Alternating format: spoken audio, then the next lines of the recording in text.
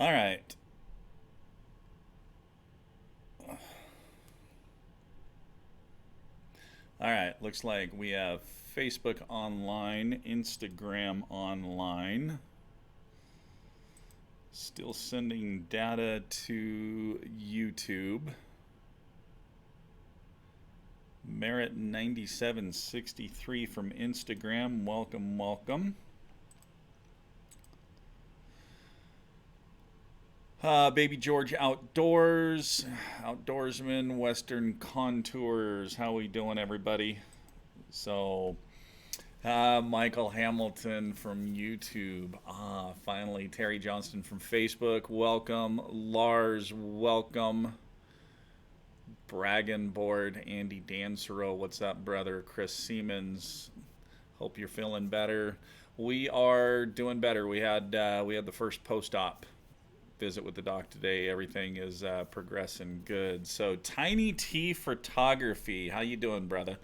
If you guys aren't familiar with Tiny T, make sure you follow him over on Instagram. He's an extremely talented photographer.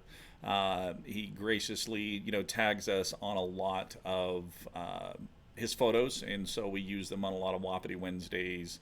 Other items there on Instagram and also over on Facebook. So, Michael Hamilton, how's your healing progressing? Healing is coming along. So, still some pretty good swelling, but we're definitely going. Doctor was pleased with what he saw today at the post-op. So, just Upland, Caleb Newton, nice shirt. How's it going? Caleb, I am hanging in there. How are you doing? So, Jerry, how's it going? Christian Epps. So I've tried to learn to call, and I'm terrible. Any tips? Yeah, Christian, just keep at it, man. We'll kind of talk about some things. It's definitely one of those things that definitely takes time. So Jay Tappenden, Scott Schmidt, GC Calls. Look at that. Freddie's in. Charles Buchanan. How you doing, brother? Haven't seen you on here in a while. Mr. Brian Cochran, Danny Koyman. Bugle me this, Victor Sanchez. So, what's good to repel ticks? Actually, Andy, there is a couple of products out there. If you go to Sportsman's or Cabela's, it's a yellow and black can. It basically says tick repellent. It actually works really, really well. You spray it on your clothes. I've used it for years on spring hunts, and they just jump right off. So, Matthew Flowers, Jim Davidson, how you doing, bud? Tex Grant Benito. Instagram, we got That's Bow Hunting Gone Outdoors. There it is. So, Andy, guy, thank you. It's from Sawyer Products, and it's pemethrin. So, day 6 heads, pretty nice. Lars, I am impressed with those heads. I haven't had a chance to shoot them, so just first impressions, they are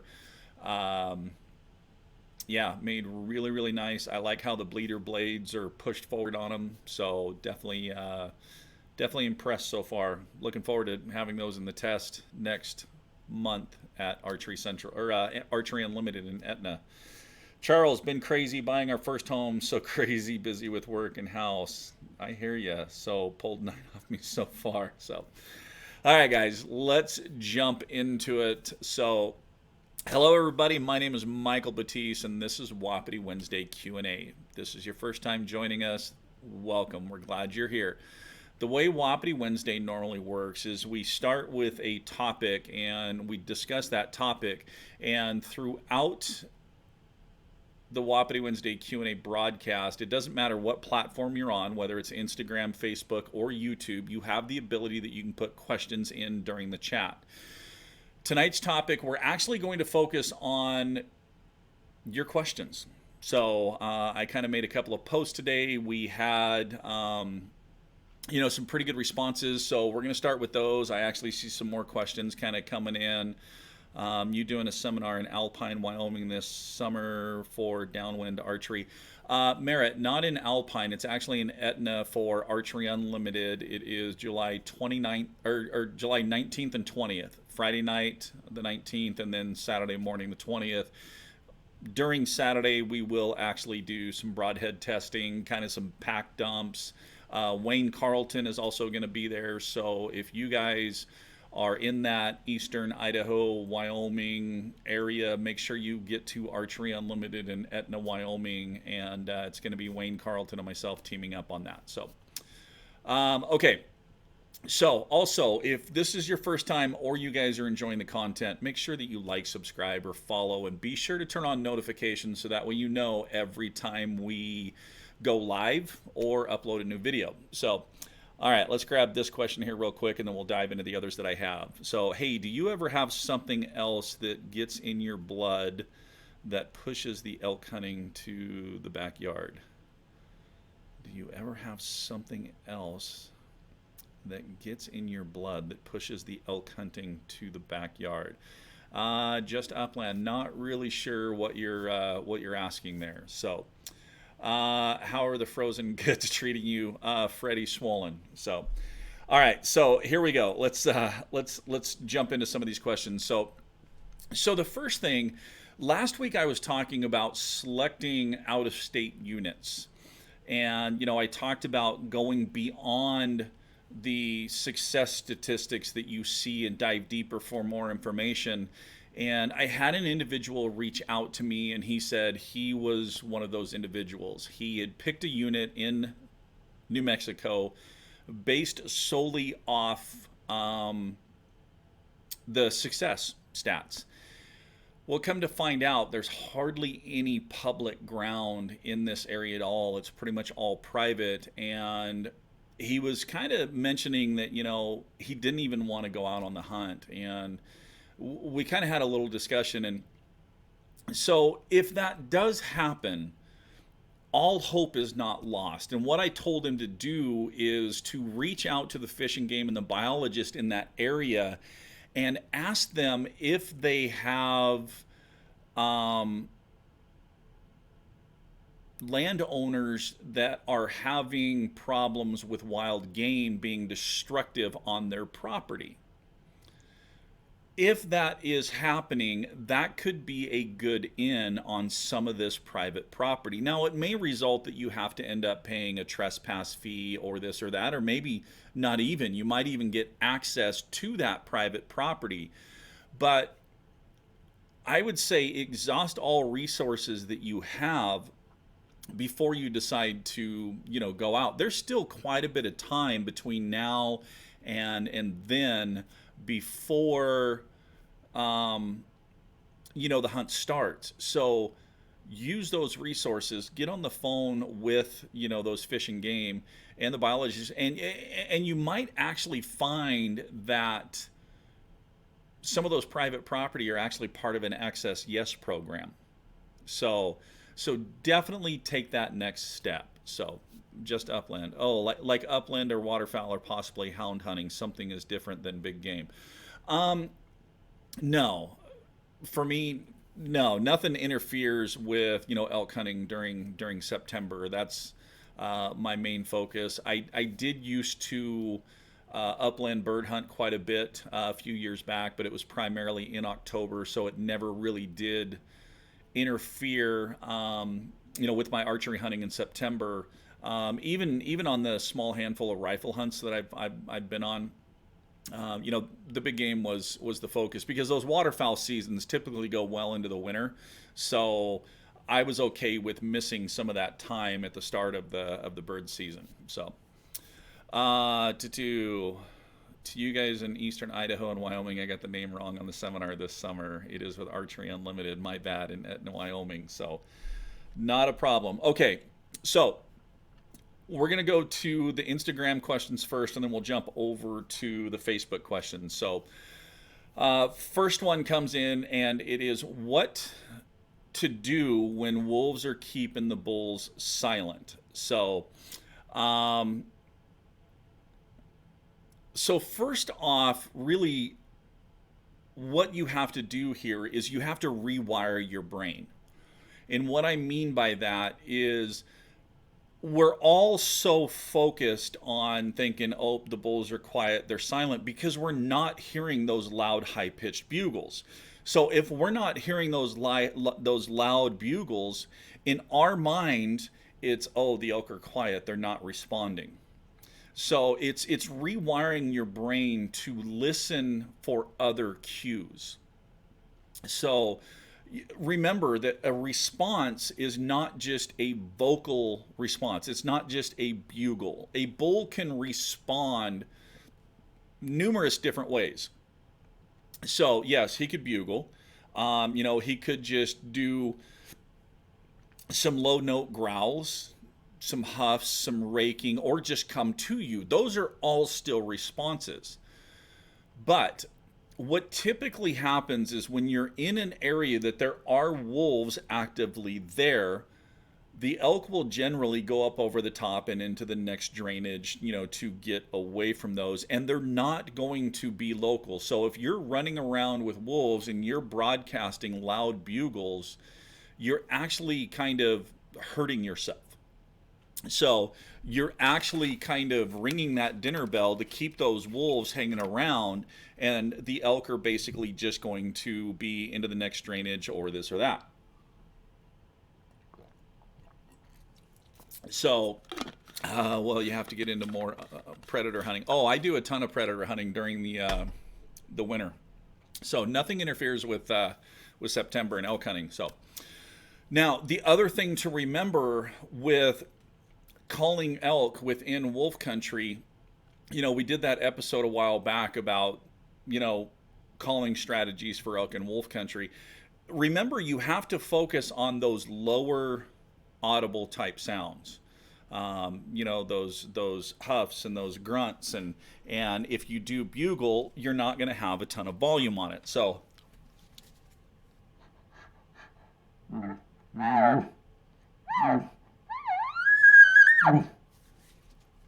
and remember, the places where you choose to do your vocalizations is important too.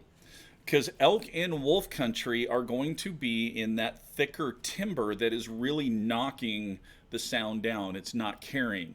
So the things to do in when the wolves are keeping the bulls quiet, you have to be very, very aware of where you're calling from. Okay? You've heard me say it before. Match your surroundings. Be aware of what's going on around you. Match what's going on. Really pay attention to where you're doing your vocalizations. Get in that heavier timber. Bring your volume down and focus on those lower growls, raking, those kind of notes that aren't going to carry very far. So, okay. So, Rod, hopefully that helps you out. So, okay, next one is, what are some strategies for more lowland elk, more brushy environment and not so many trees? You can still have great success calling in lowland and brushy sagebrush situations. Your setups are going to be critical, okay? You can use the sagebrush and the topography. Even in lowlands, you still have depressions and little creek drainages, things that you can use to set up that basically that elk is going to have to come close. Now, the hard part with this too is if you choose, even in this lowland, you choose a depression, but they've got a little knob that they can get up onto and see all the way down in there. They'll do that. They'll get up there and they can see for a long ways from a distance. So that's why your setups are even more critical in that situation. So, okay, you can still be effective. Use what vegetation is there and use the topography. So it takes a lot more planning and a lot more patience, okay? But you can certainly set up in the right place and pull those bulls close enough in those areas that you can get a shot. So, okay, let's see. The biting bugs at the bear bait site are terrible, so I've started using a thermocell, which got me wondering if they're a good tool for elk hunting from a stand or blind. Ever used one? Yes, Scott, I have used the thermocell. They actually have a new model. I have one of their original models. I've had great success with it. I haven't really sat a stand or blind too much for elk, just because, like I said, as soon as I'm sitting up there, I know there's a bull bugling up over the top of the next ridge, and I got to go over there. So, Brian, I've learned so much I didn't know just from watching your videos. I don't have anything to ask, but I'm absorbing all that you say and going to try to put it to use this coming season. Brian, I appreciate that. So, love the Meat Care live broadcast from Patreon. You bet, Charles. Hopefully there was some good helpful tools in that. That was kind of a fun one. Nothing including work get in the way of elk hunting. Chris, I agree. I literally quit a job one time. I like it. Jay, Mike, do you do the breeding sequence on a solo elk hunt with any luck? Yes. Actually, the last couple of years, there's been a couple of times where I've been by myself because of hunting partners having to go home and the other one coming up, and so I have been solo, and yeah, the breeding sequence. I can think several times. I can right off the get-go. I can think of 5 bulls within the last 3 to 4 years that I've called into 15 yards or less doing the breeding sequence, solo. Again, it is that. Selection of where I'm calling from. It's even more critical to kind of pinch them into those pinch points and funnel points where I want to go. So, Nimrod Outdoors. Talk calling early season archery. My boy drew a limited entry archery bull elk tag this year. So, early season, what time of year? Give me a little bit more information, Nimrod. Are we talking about middle of August? Are we talking 1st of September? Let me know what kind of early season you're talking about. So, Merritt, when I'm out and that bull hangs up at 100 yards, I found using the glunk sound by tapping on the end of my tube, and it really fires them up. Do you use it? Yes, the glunking is a major part of the breeding sequence that I do. Just because it is one of those sounds that only happens during September. It only happens during the rut. The bulls recognize that sound. They know what that sound is. And it really helps create that curiosity and also kind of that excitement. But it is one of those sounds that you don't just want to run around doing it all the time. It is a key sound to use at a certain time. So, but yes, glunking is a great sound to use. So, all right, what about elk in cornfields? I used to haul silage for dairies, and I used to try and listen for elk, and never heard nothing. The thing with cornfields is usually they're going to be in those at nighttime while they're feeding. So just because of the amount of activity during the farm during the day, I've seen them mostly come down to cornfields at night and feed, and then go back up to their bedding areas. But it's something that you could do if you set up trail cameras, find their access points and exit points. You could set up in an ambush type situation, and definitely, so you're not actually in the cornfields, but you're catching them on the edge when they're coming to it or coming out of it. So, Mr. Tom, how you doing? So,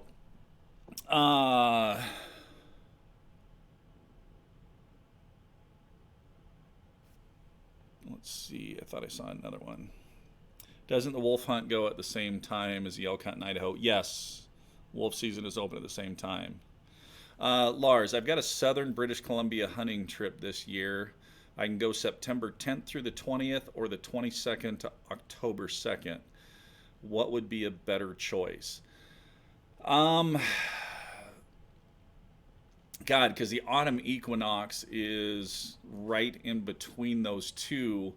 But you also have kind of a dark night that's, a dark moon that's going to hit in that 10 to 20.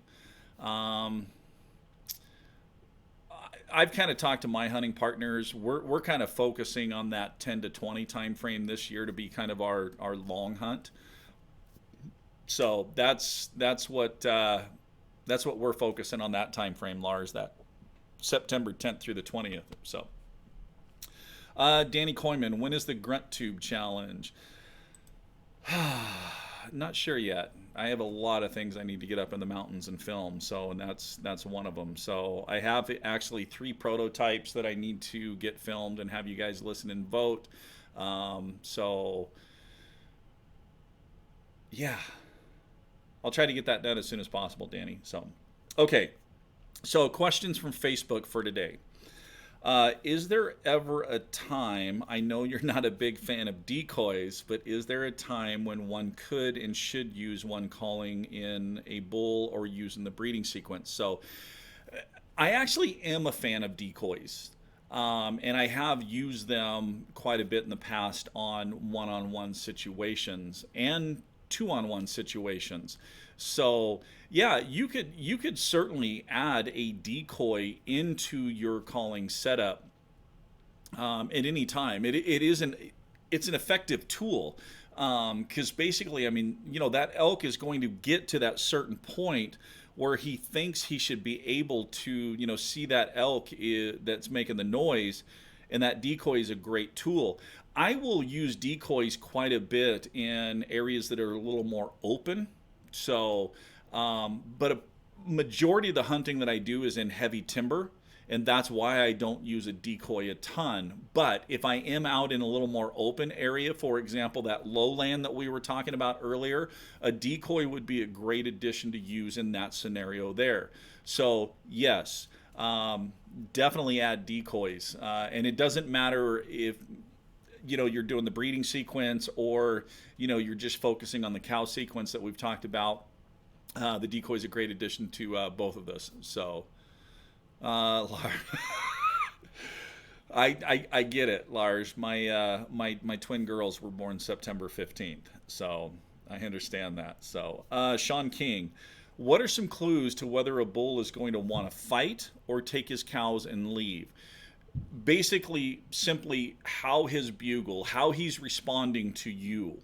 So if he is very aggressive, you're getting, short, high note, high energy type bugles that fall off really quick. That bull is basically in a fighting mode. He's in an aggressive mode. If the bull is timid and you're getting kind of just some low responses, low growls, kind of timid responses, that's usually a good indication that, he's probably going to round up his cows and stick around because he's intimidated. He doesn't want to lose his cows. You're maybe being too aggressive with him. So just focus on the type of vocalizations that you're getting back. So, and on the Patreon page, we cover all those vocalizations. So if you want to know kind of, what those different sounds are, what they mean, and how to do them. And it's not so much that you have to really be proficient and do all of these sounds, but having the ability to recognize them sounds, you have a much better understanding of what the scenario is and what's going on. And if you can recognize the situation and you know what's going on, it's really, really going to help you on how you adjust your calling approach and what you're doing to bring that bull in. So, Guy, have a good week or have a good evening. Thanks for jumping on, bud. So, how far are elk typically going to travel from feed to bed to water? Dave, short answer, as far as they have to. So that is something that is going to vary from area to area to area. I mean, it's not a general rule of thumb because, some areas, like where we hunt, there's a bunch of springs and creeks and water, but then you go down south into more arid climate and, water's a vital resource. So they definitely have to travel farther. I've seen some groups travel as far as a mile, to go get water. So there's not really one definitive set answer to that saying this is how far. It's just really going to vary from area to area to area. So let's see. Okay, so those were the questions that we had come in earlier. Let's see what else we got. Thermocell rocks. Should you keep the decoy beside you when hunting solo? Um, no, you don't want it right by you because really what you're doing is you want to use that decoy to focus their attention. So usually you'll want to set that decoy up, get downwind from the decoy and up in front of it, a little ways. So you might go 15 yards downwind and, 10, 15 yards away from it.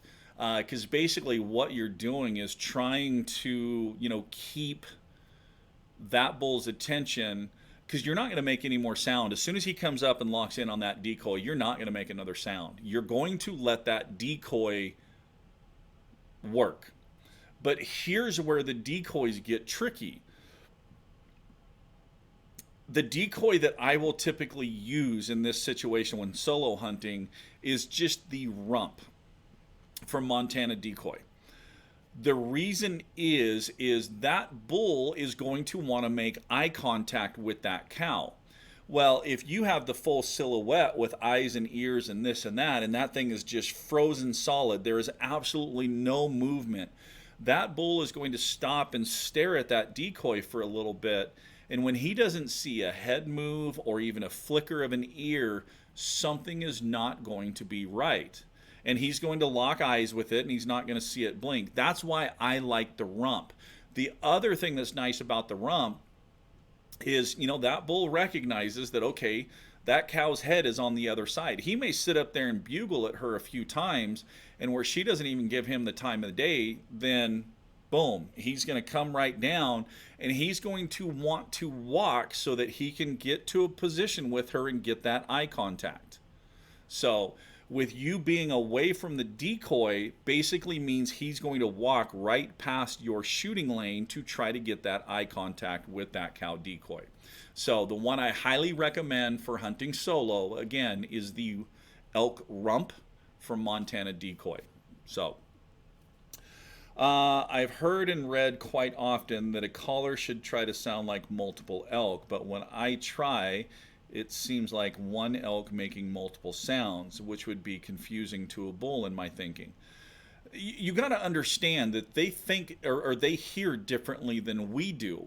So, and what you're doing to basically sound like more than one elk is you're using different pressures with your tongue and different air pressures to change the pitch on that reed.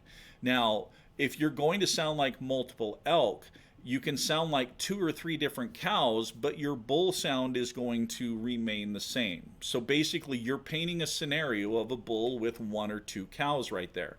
And again, it's just all tongue pressure and air pressure. Now, we may not be able to hear those subtle differences because remember, it's hard for us when we're doing the sound because we're projecting that sound away from us. If you want to know what it sounds like, set your phone up and record and then start playing with those different tongue pressures and air pressures. So basically your starting notes on your cow sound, going to go from a high note to a low note, and you can change the duration of them.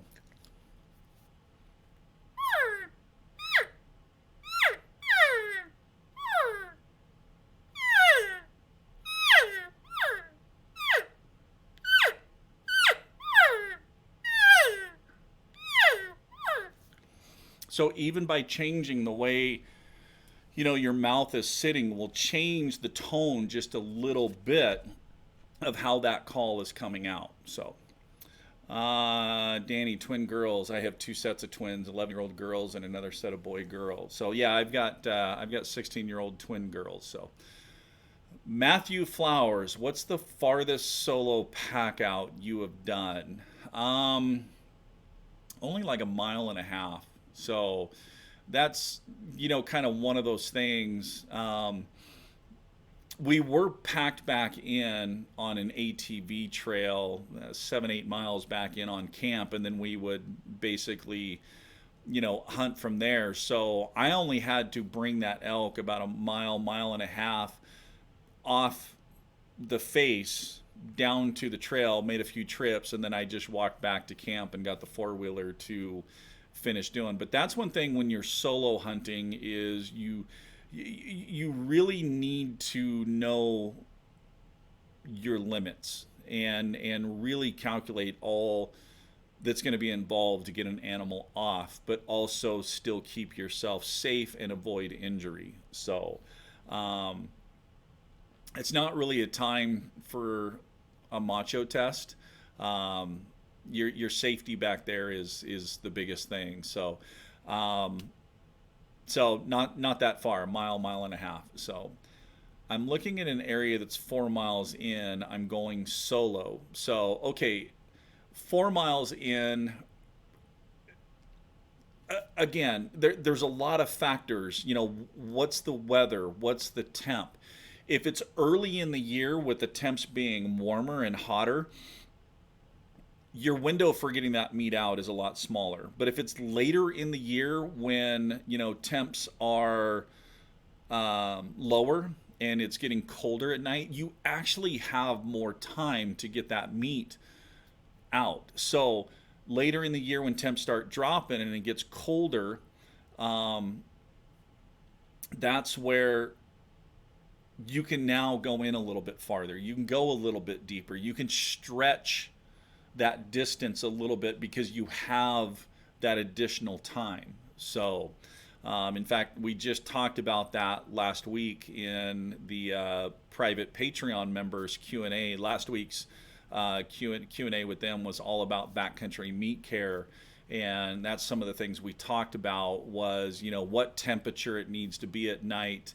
You know, what are some of the ways back in there to, you know, kind of help extend and, you know, get that meat cooled down and how much time you have. So all right, Jason, thanks for all the information. You are very welcome. Thank you for tuning in. So hey, Mr. Mike, caught up on Patreon videos today, and those e-scouting videos were a huge game changer. Thanks for sharing those tools. ECA is now my favorite place to be Wednesday night. Rock on, brother. Mike, I appreciate it. Yeah, there's some tools in there that, like you said, are definitely you know, game changer. In fact, I was on the one that is my favorite that I talked to you about, kind of looking at that new area that we just switched to last year, and it just, God, some of the places that we found, I'm excited to get up there, get scouting, and hunt those areas this year. So, Merritt, do you use a cow and heat urine out of a spray bottle to help a bull come in? No, I don't.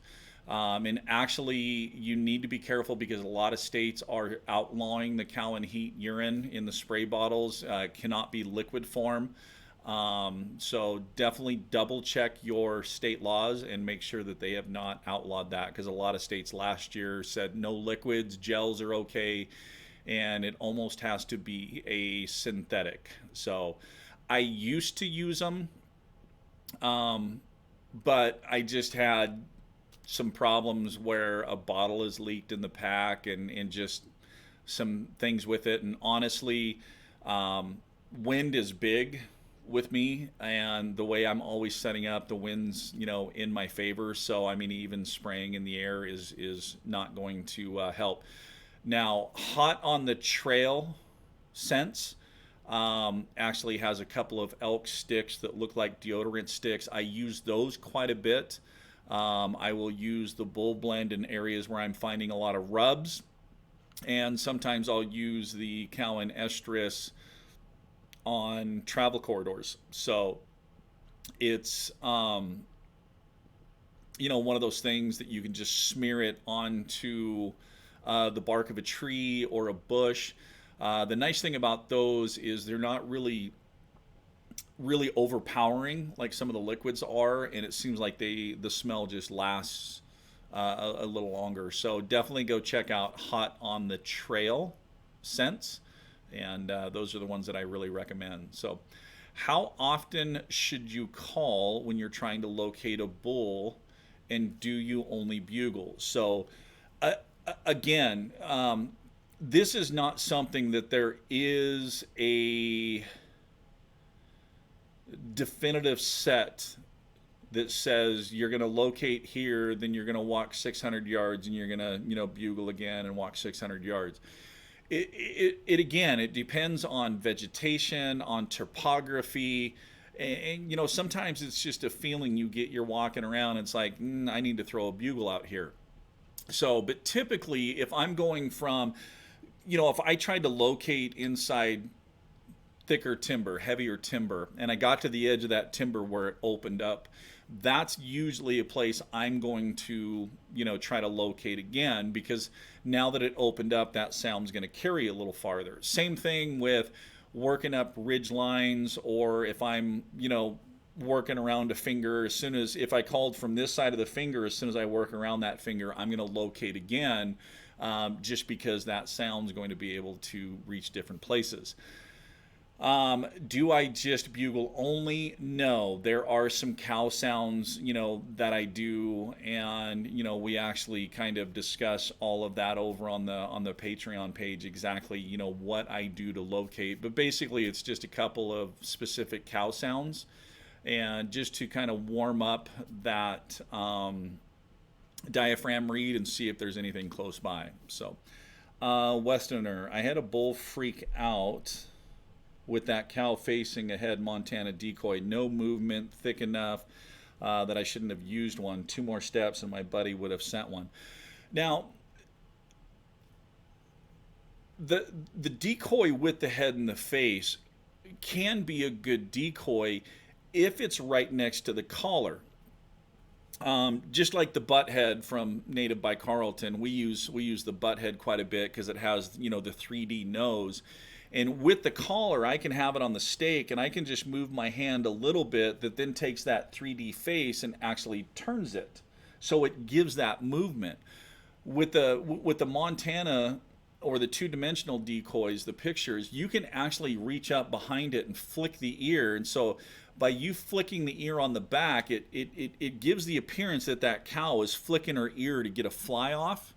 But that's a small little subtle movement that you can add into your decoy. So I catch myself using that butt head more and more because I really like that 3-dimensional face, and it just gives me another movement that I can add in. So yeah, if I'm 2-on-1, definitely using that decoy back with the collar. Gentry, how you doing, bud? So, that's so beautiful, game changer. Brandon Baxter, how you doing, bud? So, okay. So we're kind of caught up on questions. So, go ahead and throw some more questions in. So, upcoming this Saturday, I will be in La Grande, Oregon, at Alpine Archery and Fly. They have their Elk Day event. They actually have a lot of seminars throughout the day. Going to be a cool event. Some vendors coming in, all kinds of seminars. There's seminars on trail cameras. I'm doing calling strategies. Wayne Carlton is going to be there talking about elk sounds. They have a lot of different vendors there, and then at the end of the day, they are doing a kind of a wild game feed. So any of you guys that are in that area, come see us. I think doors open at 9. Kind of goes from 9 to 4. I think at 4 o'clock, heading over for the feed. So.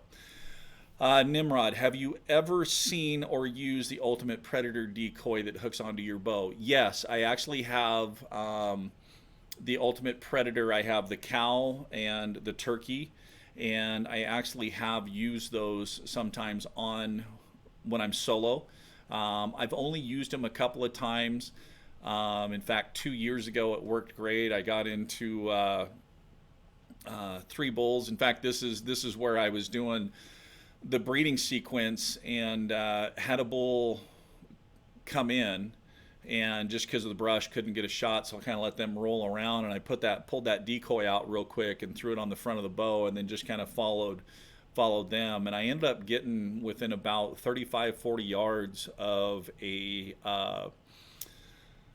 pretty good sized spike, but I knew that other bull that I was kind of focusing on. He was just kind of on the other side, so we were kind of playing that cat and mouse game. But yeah, that decoy allowed me to get really close.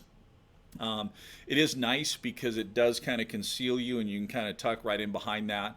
And again, same thing, because it's close enough to you, you can reach up and swat that ear and move that ear. So yeah, Ultimate Predator Decoy is another decoy that I do recommend. So great. How about you? It's been a while. Gentry been hanging in there, just recovering, bud. So Victor, I will be there. Look forward to meet you. Yeah, Victor, looking forward to meeting you too. Nacho, you doing anything in Colorado? Nothing in Colorado scheduled this year. I did have one group reach out to me that is in southwestern Montana. I don't know exactly where they are. They said they would get back to me this month about trying to schedule there. So, but yeah, nothing scheduled in Colorado this year. I do know that I've talked to, Mark and I have been talking several times about me coming over to Native by Carlton in Montrose, and so nothing's scheduled yet, but maybe after season may come over. So Western Air, any seminars in Montana? No, not yet. Just that one group from southwestern Montana that reached out. So Matthew Flowers, I need an ECA hat. So email me at, so the email address is michael@elkcallingacademy.com. Shoot me an email. I can shoot you back an invoice for the hat. I still have a few of the first ones. The only size I have in left only goes up to 7 1/4. So if you need a size that is larger than 7 1/4, you're gonna have to wait until the next run. But hopefully by then we'll have the website all up and running by then. So how are you liking your new bow, if you got one? So still shooting that Matthews Traverse. And in fact, for those of you that don't know, I'm working with Archery Unlimited over there in Etna, Wyoming with this Traverse. And so what we're going to do is I'm going to shoot 3Ds with it this summer, and then I'm going to hunt with it this fall. And then as soon as elk season is over in September, so it'll be right there in October, we are going to raffle off that bow. It is only going to be 100 slots. Tickets are $20 a piece, and we're going to draw one name, and you are going to win that Traverse, and it is fully set up. It's going to come with the QAD integrated rest, trophy taker React single pro sight, a crossover stabilizer, and a tight spot 3-arrow quiver. So that will be in October. So if you want a shot at throwing $20 in the hat and see if you can win that complete setup bow, we'll do that in October. I had another hunter actually come to full draw on a full body decoy I was using. I had to whistle to get his attention. Yeah, that definitely can happen, and that's again being aware of your surroundings, being around of what's going on. I know the one year that we hunted Colorado, Danny, I like it. So the one year that we hunted Colorado, it was crazy, because that muzzleloader season opened up halfway through our archery season, was open for 10 or 14 days. And kind of the experiences that we had with a couple of the muzzleloader hunters those first couple of days, we quickly put those decoys away and never pulled them out. So yeah, definitely always use caution when using decoys. So, all right. Other things coming up, June 22nd. So in a couple of weeks, Northern Idaho, Hayden, Idaho, have that. It's more like an elk hunting class. It's going to be a 4.5 hour class. There are a few tickets still available for that one. If you go over to our Facebook page, go into the events tab, you'll find that one there. Tickets for that are $50 each, but like I said, it's a full-blown 4.5 hour class. Lunch will be part of the deal, so that one's coming up as well. So that's kind of what we have on the docket for the next couple of weeks. So still trying to sell my triax to get a Traverse. Yeah, Danny, I've actually seen quite a few triaxes for sale lately out there on some of the Facebook groups. So, all right, guys, we only have about 15 minutes left before we run out of time on Instagram. So last round for questions here. I'm just going to do a quick cruise through and make sure I have not missed anything. Also, on the Patreon page, again, you can just go to elkcallingacademy.com. We are 2 members away from drawing a winner for those dozen arrows from DCA Custom Arrows. And in fact, that reminds me, Western Contours podcast, Guy just sat down with Kyle from DCA Custom Arrows. That podcast just went live yesterday, I think. Head over there and give that podcast a listen, and you guys will get a much better understanding of exactly the custom arrows that DCA Custom does. Kyle does amazing work, but also, okay, he's called himself this, so I'm going to call him this. Kyle is an arrow nerd. Okay, he has done a lot of testing, and I mean, he's an engineer. He wants to know how things work and why they work and how this goes with this, and if you change this, what does it do? So, but go listen to that podcast and you will learn a lot about arrows and components and FOC and kinetic energy and momentum and spine indexing and knock tuning. And once you listen to all this, you will really understand and appreciate truly the service that Kyle is doing at DCA Custom Arrows. So, but like I said, over on our Patreon page, we are only 2 members away from drawing a member, and that person is going to get a dozen arrows from Kyle. I am going to pay up to $250. So if you pick a top of the line arrow because that fits in yours, and it's more than that, say it's $320 for the dozen or whatever, I'm paying $250. You would be responsible for the difference. But somebody is going to win a full-fledged dozen custom arrows from Kyle. So if you haven't joined the Patreon page, elkcallingacademy.com, and we have all kinds of tutorials on there about all of these e-scouting tools that you see a lot of these guys talking about. Every 2 weeks we have a private Q&A session specifically just for those Patreon members. We also have all of the calling tutorials with sounds. I even go through the whole sounds that I use within the breeding sequence. And in fact, I'm getting ready to film that tutorial. I was going to go up and do it last weekend, but just didn't quite feel good enough yet to go up and film that one, to where one of my hunting partners is going to act like a couple of different bulls, and you're going to actually see me kind of role playing and really interacting, with that. So, Danny, why worst enemy is the wind? I just can't figure it out.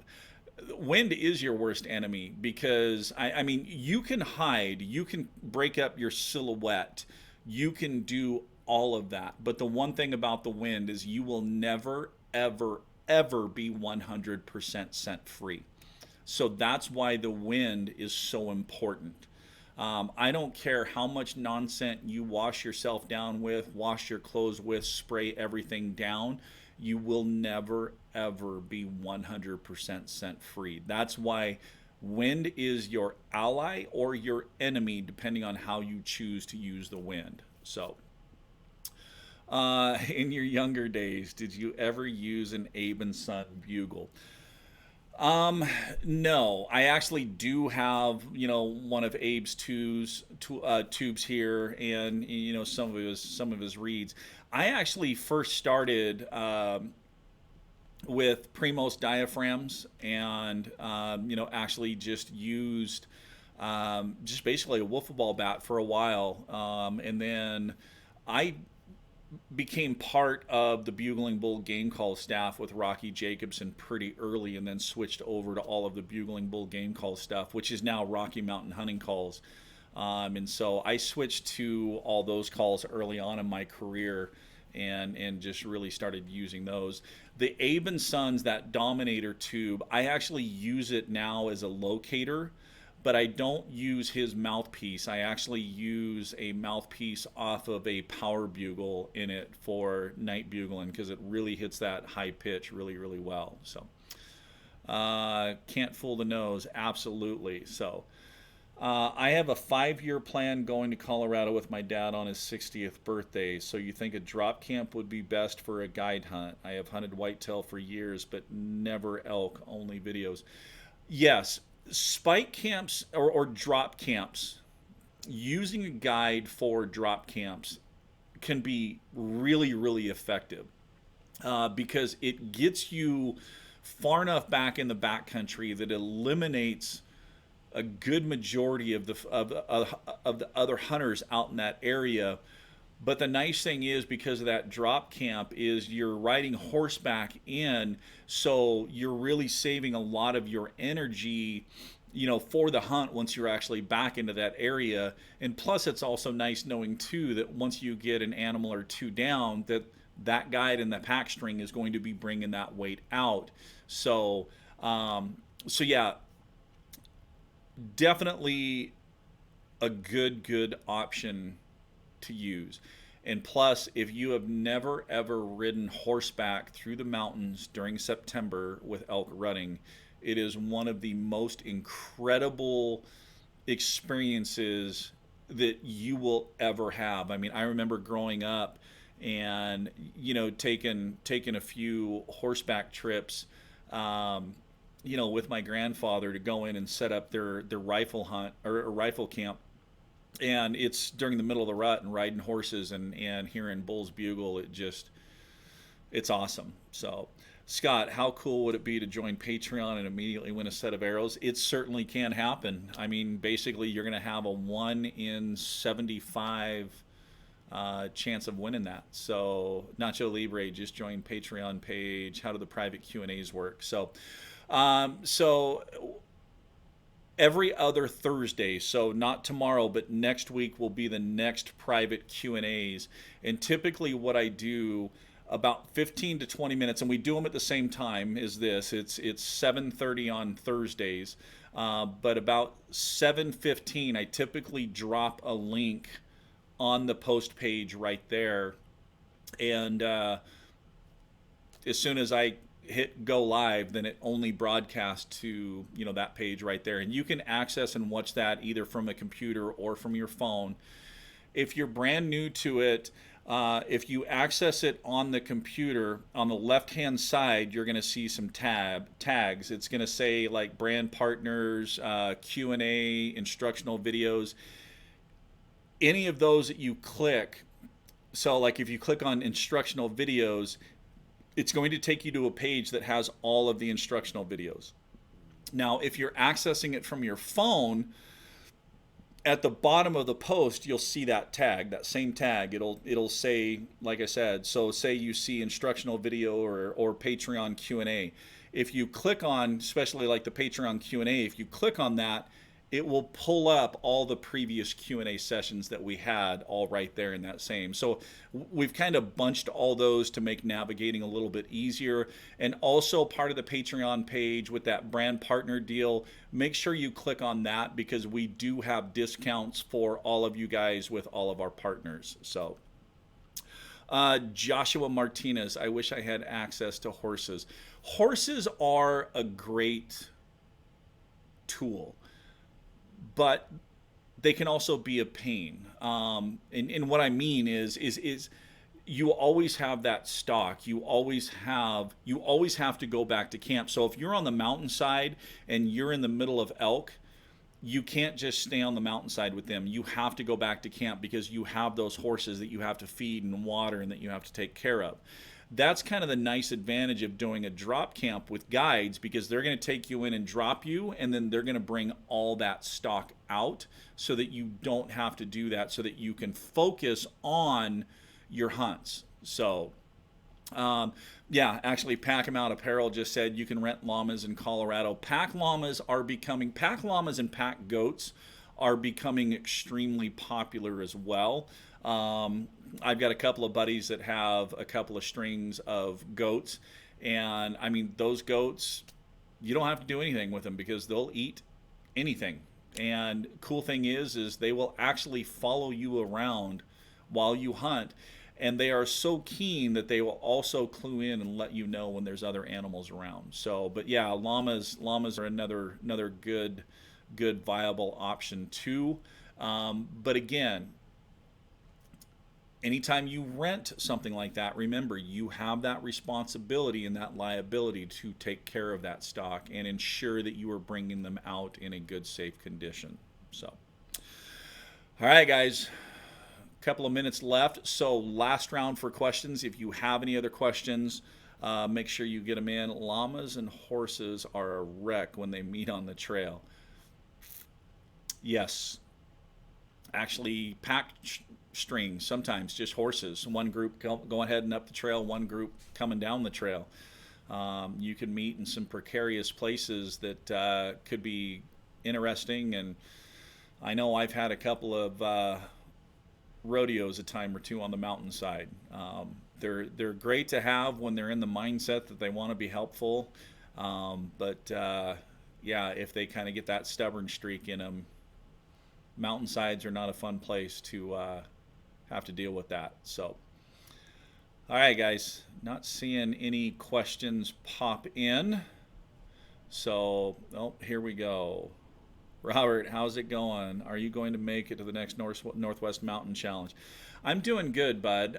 No, I am not, because on that same day I have that elk hunting class up in Hayden, Idaho. So I will not be, second year in a row that I have a seminar going on the same weekend as Northwest Mountain Challenge. So unfortunately, won't be able to make it. Kyle from DCA Custom Arrows, how you doing, bud? So, what kind of bino harness would you suggest? There's actually a lot of good ones out there. The one I use is the Raptor from Blacks Creek Guide Gear. I really like that one because it fits a set of 10x42s really nicely. It has a pocket on the side that I can slide my phone in so that I have quick access to the phone for my OnX maps. Also has a place for my rangefinder. You know, I can just fit a lot of things in that bino harness, and it's not that big. So other one, I know Muley Freak has a brand new one out that looks really good. But the one I personally use is, like I said, the Raptor from Blacks Creek Guide Gear. So Muley Freak Traverse Bino Harness. Yeah, I haven't got my hands on it. I haven't seen it firsthand. I've only seen pictures and videos of it. So I can't speak on how well it's made or this or that. And honestly, I don't use binos a ton when I'm elk hunting because, like I said, I typically hunt thicker timber. Not a lot of glassing opportunities. I do have my binos with me. If I don't have that bino harness on, and the other nice thing about that Raptor too is it does have a pistol holster right in the front. I will actually wear that bino harness a lot more just for the chest holster for the pistol and a place to put my phone, rangefinder, wind checker, all that kind of stuff. So, all right, guys, the countdown clock has started on Instagram, so we're going to wrap this up. Again, I appreciate each and every one of you for tuning in. Thank you for the interactions and thank you for the questions. Do you get one-on-one calling help with Patreon's website? Patreon, basically the calling lessons are the exact same thing that I teach in the one-on-one lessons. If you go through those tutorials and you still want a one-on-one, we can do it, and you actually get a discounted rate on the one-on-one lesson for being a Patreon member. So, do you have a hunt you're most looking forward to this year? Elk hunt right here in Idaho with my hunting partners. So, all right, guys, as always, keep calling, keep practicing. Most importantly, though, have fun while you're doing it. Appreciate each and every one of you guys. We'll see you next week on the next episode of Wapiti Wednesday Q&A, brought to you by Elk Calling Academy. Have a great week, everybody.